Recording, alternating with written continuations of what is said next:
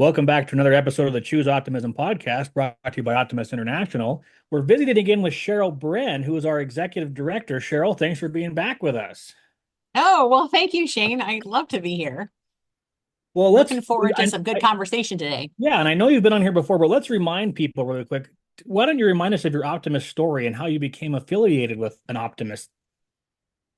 Well, I have been on board as the executive director now for almost 4 years, which is a little bit hard to imagine. I came here in August of 2021 and took over officially on October 1st of 2021 as the executive director for this organization. I was familiar with Optimist International and Optimist members through my work with Hobie. I was a longtime staff member with Hugh O'Brien Youth Leadership and a longtime volunteer with Hugh O'Brien Youth Leadership. And those two organizations work together quite a lot. So as I went through that process, the executive search process, I was very familiar with Optimist. I also am the daughter of a lifetime Rotarian. So I grew up in a service club family. I was a longtime member of the JC's Junior Chamber. So service clubs is kind of in my DNA. So this was a nice fit for me professionally. And you also joined an Optimist Club when you joined being the executive director.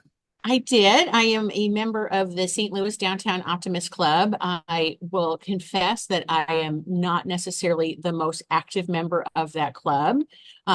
I know hard to imagine that I'm doing Optimist all day, but I do love to support that club, especially with some of their community service projects. They do a great project at the holiday time, putting food boxes together for families in the area. I try to come out for that project at least, but do try to support the club as much as I can. So one of the things with being an executive director, obviously, you get to work with the international vice president, and that changes every year. Let's talk a little bit about the last Optimist year and how things are going and some of the goals that you had with President Jan moving forward through this year and how we're coming to the end. We only have less than 2 weeks left or 3 weeks left here for the Optimist year on September 30th. Well, it's every year is always different. And, and it's a joy to be able to work with our volunteer leadership every year. Each of them brings something special to the table. And this year with President Jan, her commitment to continuous improvement, her commitment to trying to really grow our organization, which is a difficult task. And to make sure that we are being the best organization we can be.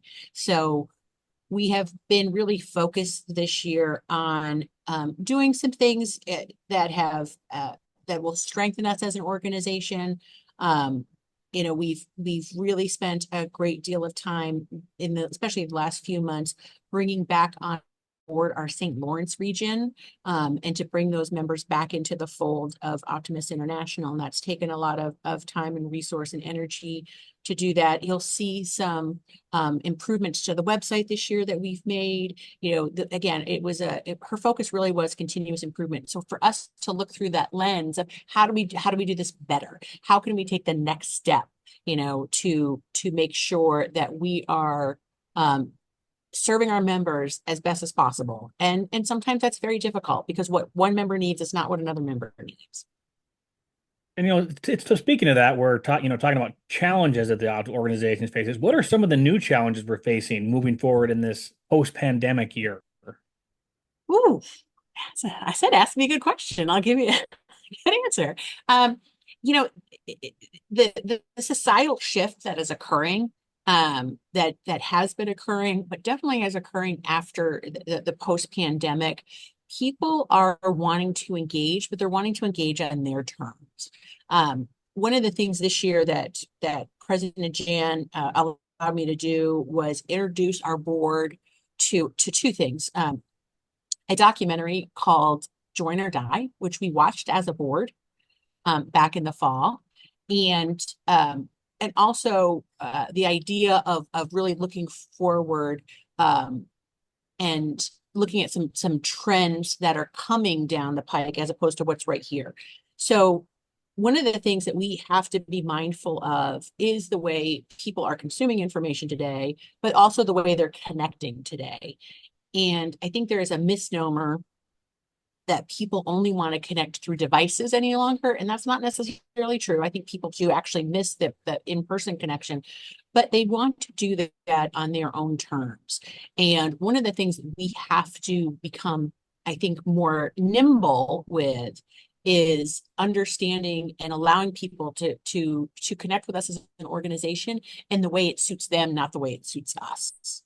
Um, and and that means maybe that we change those regular traditional meetings or the way people engage in service projects and things to that nature. The other thing that we cannot ignore is AI and the impact that AI is having on organizations, on the way we work, on the way that we look at information, the way we take data in, but also in the narrative of what it creates out there, on social media platforms and things to that nature. And we're very much internally, we're looking at AI. I use AI every day at this point, but how we also feed information about our organization into the sphere of AI and what it's learning about us. I mean, there's things that we've done that we've dipped our toe into AI. If you call, there's an AI receptionist. If you go to the website, there's a little chat bot, that could help you get around the website and things to that nature. But some of those things are just dipping your toe in. AI is changing the landscape for a lot of organizations and a lot of the ways that we work. And I think it's going to continue to change that landscape. And we want to stay current with that. And it's something that's always evolving and coming out with more information faster and faster. It's a little bit hard to stay current. So what are some of the things that clubs can do to get on these trends that we see going forward? Good one too. So I think not being afraid of change. I often use this term, and it's from a book. It's from a little thin book that I read years ago called "Who Moved My Cheese," and I use that term like "Who moved my cheese? Who moved my cheese?" And it's not being afraid of what change can bring to you. So inherently, as human beings, we are resistant to change, right? Our brain tells us, "Ooh, new pattern, we don't like this," so we are inherently resistant to change. And yet we also know that in order for us or for our survival as people, as our survival as an organization, that change may mean adapting and adopting new ways of doing things to be relevant to people who are coming in and what they're looking for, right? So thinking about, well, what can my club do for me, but what can my club do for you? What can my club do? And not necessarily thinking that we have all the answers without asking the questions of our communities, right? What do our communities need? Not necessarily what we think they need, but what do they actually need? Are we talking to people? Are we being a place where people can feel like they're welcome, like truly welcome, and be radically welcoming to people to say, you have a home here? Um, and recognizing too what AI can do for us as we use it as a tool moving forward for clubs, because there are things that clubs can do even from looking at different platforms and creating different social media you know uh, uh, campaigns utilizing AI and things to that nature. So this summer at our international convention, which was in St. Louis, which was a great time had by all, I Yes, believe, it was. you had a breakout breakfast called Civility First. Would you tell us a little bit about that and what that was teaching members at that convention? We had a great, thank you. That was it was a topic every year. I kind of try to take a topic and do a session, on something that I feel is happening. Uh, we need to talk about. And the reason that civility kind of bubbled to the top for me is what I'm witnessing around us every day, and we, in a society, I feel are becoming so polarized that we forget that we're actually, meant to like be good to one another. And like this is an incredible time for optimist clubs, I feel, to like actually carry that bucket to say, wait a minute, let's think about civility.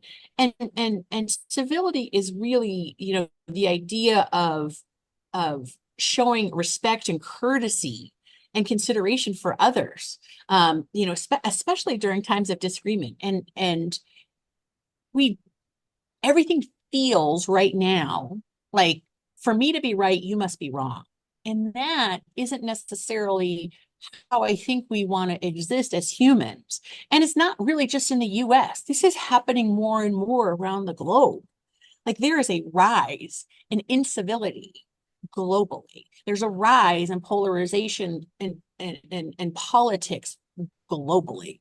What we're seeing here in the US is kind of this microcosm. And if we as an organization can say, wait a second, like, let's remember our mission. And our mission is providing hope and positive vision. We bring out the best in youth, communities, and ourselves. And made a real commitment to say, let's model what civility can look like. Because the reality is, we can disagree with each other and still treat each other like humans. And it just feels like we are working in a society, or living in a society, and functioning in a society right now where that's been pushed aside for people to prove that they're right or wrong. And I think it matters. And I think that we have a role to play in modeling this universally. And here, like, what happens if you come to an optimist club and you are treated with respect and kindness? But what happens if you're not? You know, what happens if you're not? So it was more of a dialogue I wanted to start. And I think we had a really good conversation around why it matters to us that we make a commitment to ourselves and each other to treat each other in a civil nature. You know, that's civility really helps to promote, you know, constructive dialogue, and it builds trust and cooperation, and encourages inclusion and belonging. You know, these are all things that that if you say, well, by common sense, like, shouldn't that already exist? But we're just seeing this underpinning in our society of the decline in that.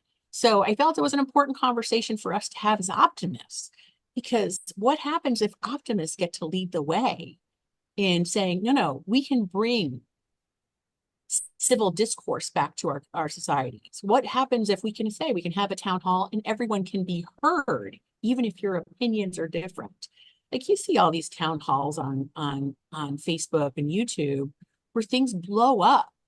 No one's being heard at that point. And I think we have a real need for that in our world today. And that's a great point. You know, bringing civility. If you just extend your hand to a potentially new member that's coming into your club, if your club works together, you can accomplish a lot of good things within your community. Absolutely. Absolutely. And, you know, we're at a point where, you know, if we want our world to look differently and be different, then it really comes down to each of us playing a role in that. And again, this is not about where you stand on any kind of political spectrum. It's about actually understanding that we're all here and human. You know, what connects us is so much stronger than what separates us. You know, and I have a fundamental belief that people are people universally, right? Been around the world, traveled a lot of cool places. I'm going to assure you that people are people, and often really just want the same basic, simple things in life. Um, and if we can understand that and work towards that with this idea of, wait a second, let's demonstrate what this looks like. Let's let's actually Leading by live and this. like I said, leading by example is a Yeah, huge thing. Is a lot. It's a lot easier said than done. But I think if people take that initial step, we could resolve a lot of issues and maybe hopefully grow our membership a little bit. I think so. I think if we could be the place where people can come, and part of this is just modeling this behavior and showing people you walk the walk, right? And model that around, this is the place people come, no matter what their background is. You can come to an optimist club and you can feel seen and heard and welcome and belong, no matter what. I mean, what if that was what we could create? And the ability to create that is really just a simple choice to say, yeah, I think that's what we want. That's what we want, is for people to feel welcome here. So with this year of growth, focusing on growth, has the organization grown at all? Or have we seen some increase in numbers, or what? Well, it's it is a very difficult um type of situation. We're again, the short answer is no. However, this is September is always a month of flux. And sometimes you have to realize that perhaps it isn't necessarily this big jump that we're looking for, but if we're slowing down the pace on which we're declining is the first step. And right now we have slowed that pace down this year. And so if that pace can be slowed down, then can we flatten out? And then does a flatten out then get to a curve? And I think it's one of those things too, where people are like, well, what are you doing to make this happen? And and it's nothing that well, it is something one person can do. And that one person is every one of us talking to another person, right? There's very little that if you think about OI as the entity, um, we can do to necessarily say, well, come join us, because people joining organizations are relational, right? Um, like if we put millions of dollars into an advertising campaign, that would perhaps get our name more recognized. But we're not a consumer product, right? It's not Starbucks. You're not going in and getting a consumer product. We're an idea of you have to connect with something. So it's relational. What's in it for me as a human?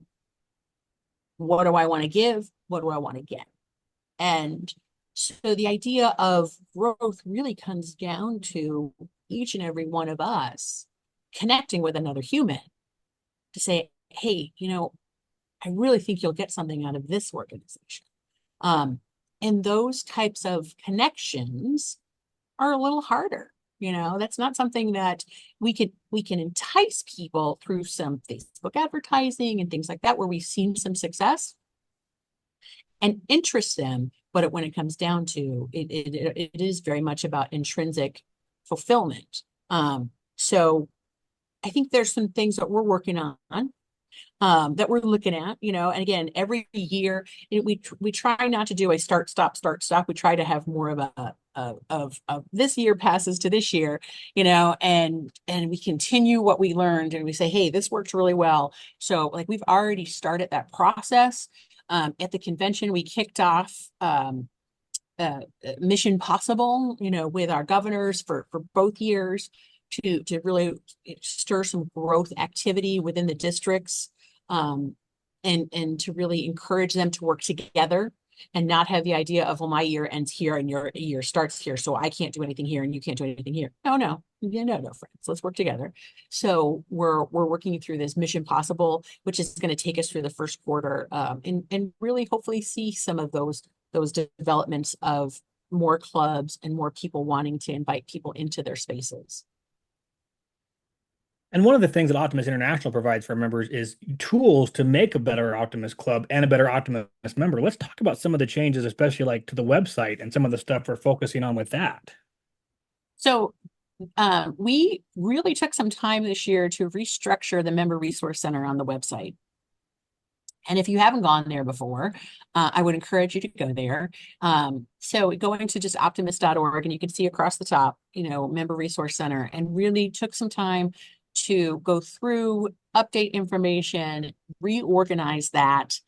There will be a couple of new sections added to it for our French-speaking members very shortly. So there'll be some information that is exclusively in French for those French-speaking members in the Quebec area and the St. Lawrence region. But our entire website right now is multilingual. There's been a little AI piece added to that. So our members in different countries can translate that website, Nepalese, Spanish, or French right now. As we're adding some other information in there for our French-speaking members. But it's been organized into resources for members, for clubs, for districts. and everything that they need, so you can find that information. So we have revamped that. The Optimist Institute is an incredible resource that more and more people are using. So every year, I love to see how those numbers go up, because that's something that is always in motion. The Institute is always in motion. That is not a static thing. It has new content added all the time. At least monthly, there is new content going on there. And we have really focused on adding more content outside of just being an optimist club, right? So you as a human can get more information and more leadership development, and really enhancing your skills outside of even just being an optimist, just being a better person.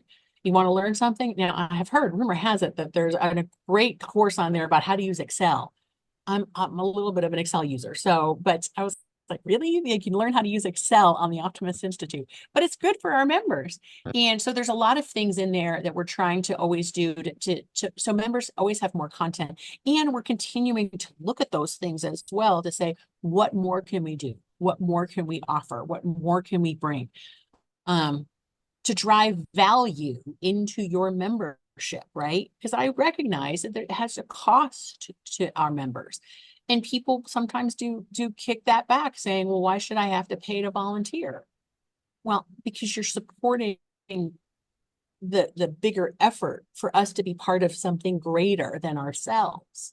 And that's an important part of what we can offer.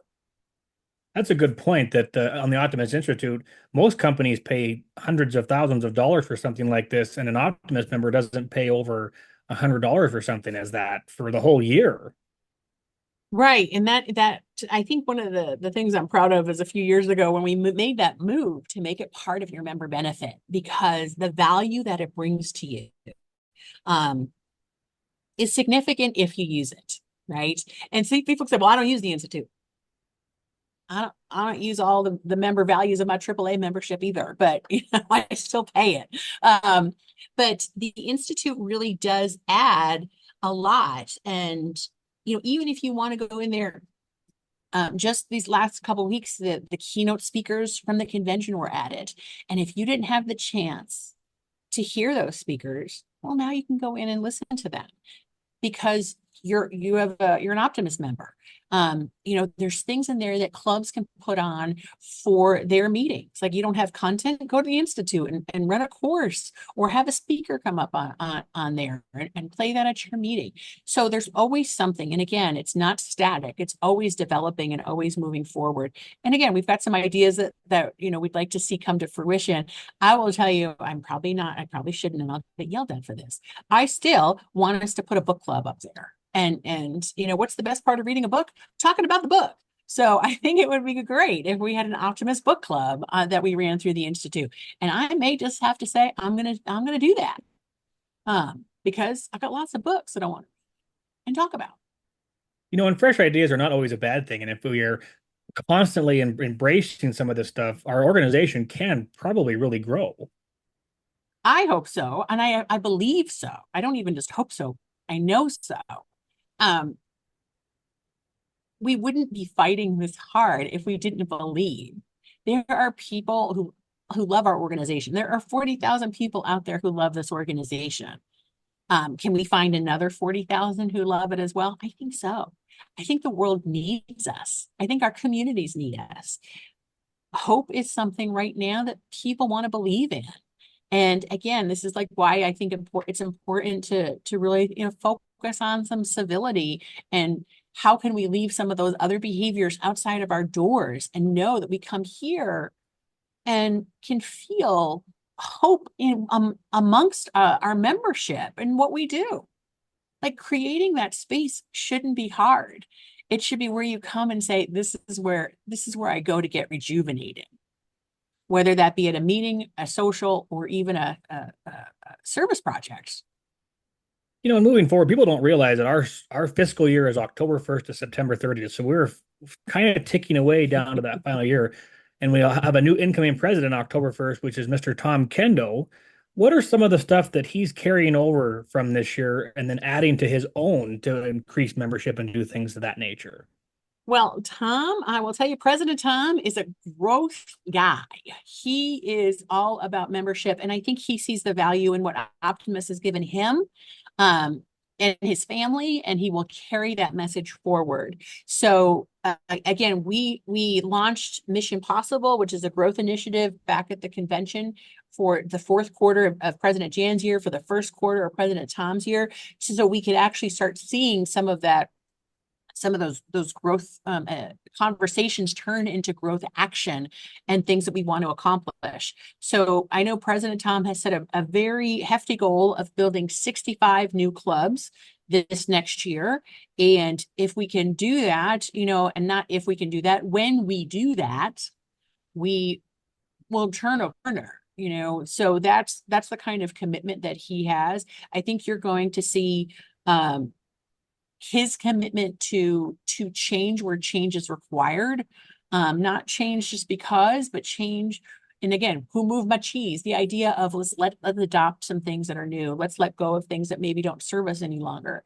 And he's really encouraging his volunteer leadership to have that mindset of let's look at things through a fresh lens, through a fresh perspective. It's not to say that the things we have done in the past are bad, but how can we take what Jan has done with the idea of continuous improvement and continue to move that forward? Where can we be better? Where can we improve upon? What is it that we need to let go of so we make room for something new? So I'm excited. I'm always, excited to see what new administrations want to bring into the space.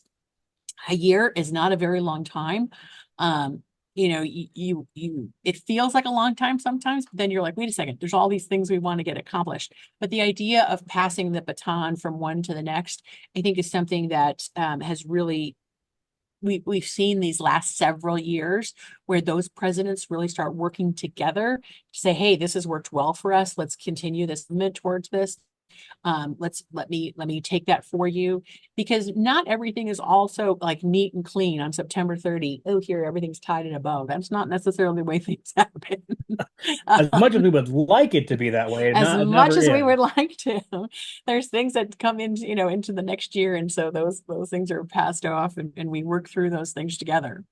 Cheryl, I can't tell you how much we appreciate you taking your time to talk to us because I know as executive director, I'm sure your schedule is very hectic and very busy, but we appreciate you taking the time to share with our listeners. And we're really looking forward to maybe implementing some of these changes with clubs throughout our Optimist families. Well, thank you. I always appreciate the invitation, and you can ask me back anytime because I like to talk. So, um, and thank you for doing this, Shane. I appreciate your commitment to this, and these are the types of things that we can do that are new and innovative. And I know I listen to podcasts on my way into the office, so I imagine that somebody's listening to this at some point, and hopefully they can just have a better day and understand that we're here to make the world a better place, for all of us. And appreciate you and everything that you do. Well, I appreciate that because there is a lot of work that goes into these, but it's worth it because I get to talk to different optimists and get a different perspective. I actually got a Facebook message this weekend. Somebody sent me that they listened to the marketing one we had last week, and they got up some new, fresh ideas as their incoming president for a second time. So they're excited to try to implement some of those things. So that's what the purpose That's of these great. is to Yeah, share ideas. So it makes you feel good when you get that one message. It's affecting one, and hopefully it's affecting more than that. indeed. Thanks so much.